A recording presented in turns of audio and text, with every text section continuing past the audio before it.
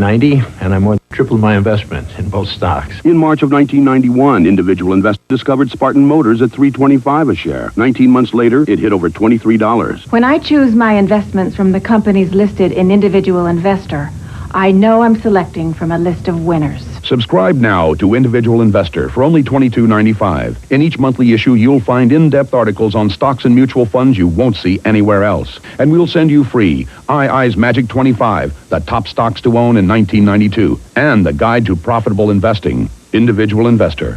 Our readers make money.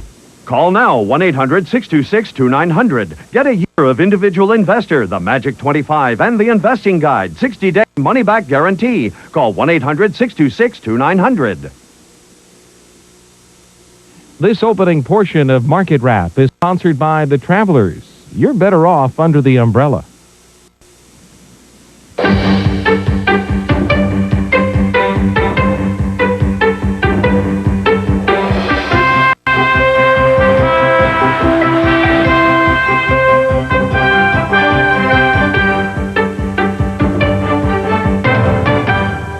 Good afternoon, everyone, and welcome to Market Wrap. I'm Neil Cavuto. Bill Griffith has the day off. Well, don't look now, but bond yields are falling, darn near five-year lows established on the long bond yield back in January.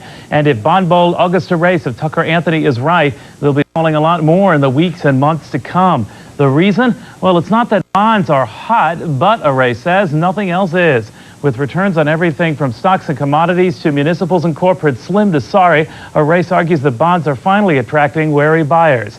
And for once, it isn't just shorter-term paper leading the charge. In fact, rates at today's $23.2 billion 3- and 6-month bill auction actually backed up a tad. But as you can see here, demand for the so-called pristine stuff remains strong, with to cover on today's 3-month, for example, nothing less than robust. As for the 6-month, more than 3 bids were ultimately offered for every one accepted.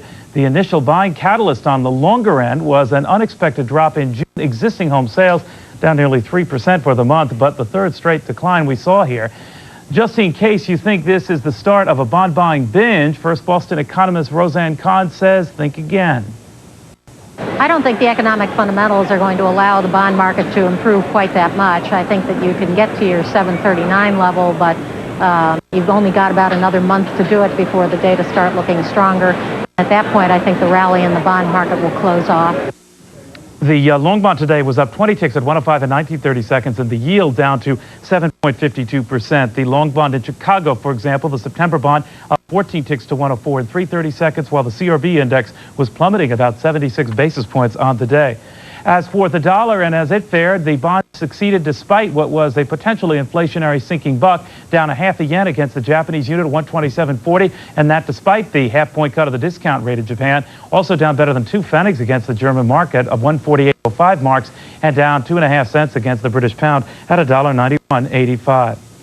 Stock traders showed little reaction to anything in today's trading, preferring to await a slew of economic data due out later in the week. Not even the news that President Bush was sending a Patriot missile battery to Kuwait stirred the market's emotions. Let's look at the unofficial closing numbers from Wall Street. The Dow off a little bit better than a point at 3284.63. The transports bucking the trend, up 3.83 after getting bludgeoned last week, 1277.02. And utilities reversing what was a bit of a slip up last week, up 2/3 of a point to 219.20. The advanced decline ratio was running very close to even, with about 80 more issues up than down and 583 issues unchanged on the day. Some of the other market averages were mixed, with the S&P 500 up 1/3 of a point, but the Amex, where a lot of those energy and representative issues house themselves, down a better than half a point, and the Nasdaq Composite off 1.02 at 564.59. Welcome PLC's American Depository Receipts debuted on the New York Stock Exchange today and were the most actively traded big board shares. Welcome closed up 1/16 on the day at 15 1/4. 270 million Welcome shares were sold worldwide, 25% of those just in the U.S. They were sold by the Wellcome Trust, the world's largest medical charity, in the biggest private share sale in history.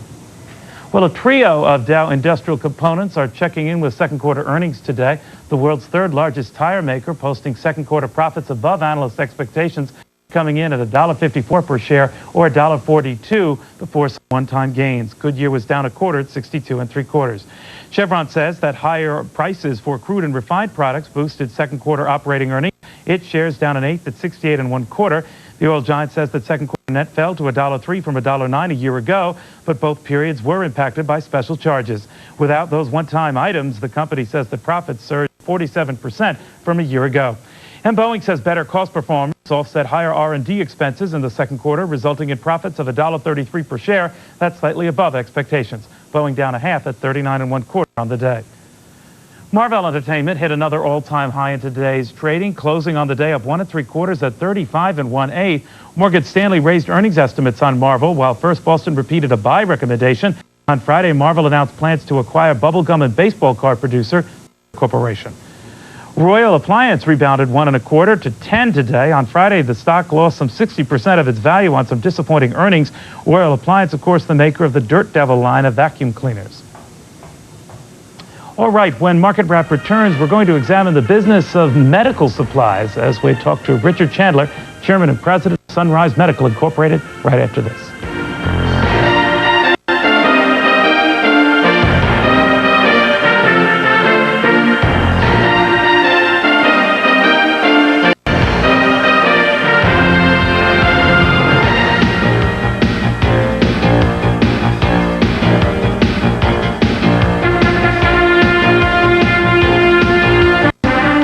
Today's Market Wrap, sponsored by GE. At GE, we bring good things to life. Why should you care about what's happening in economies around the world? Because these days, we're all part of one global economy, and what happens over there is going to hit you right here. Marketplace shows you how, but in our own way. 24% of those polled said he should be reappointed. 50% said, who's Alan Greenspan? Marketplace, weekdays from American Public Radio, nationwide. The Lamborghini Diablo, 202 miles per hour. The Lockheed SR-71, Mach 3. The Fountain Lightning, 114 miles per hour. The IBM PS2, featuring the SLC processor, the fastest in its class, proving that records aren't only broken in the air, on the track, and on the water, but on your desk. The PS2 SLC.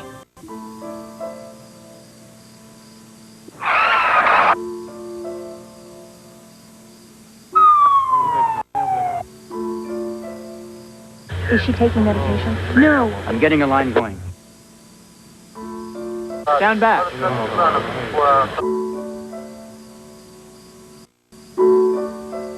The emergency medical services. Aren't you glad they're there? A public service message from Quantum Chemical Corporation. Stronger than most, this umbrella. Those who carry the travelers for their insurance needs carry a solid 128-year tradition of excellence. Chosen by 50% of Fortune 500. Backed by $53 billion in assets. Open in case you want strength and experience the traveler's way. You're better off under the umbrella. Tonight, turn to CNBC. It's a real-life look at the world of medicine. From a revolutionary new drug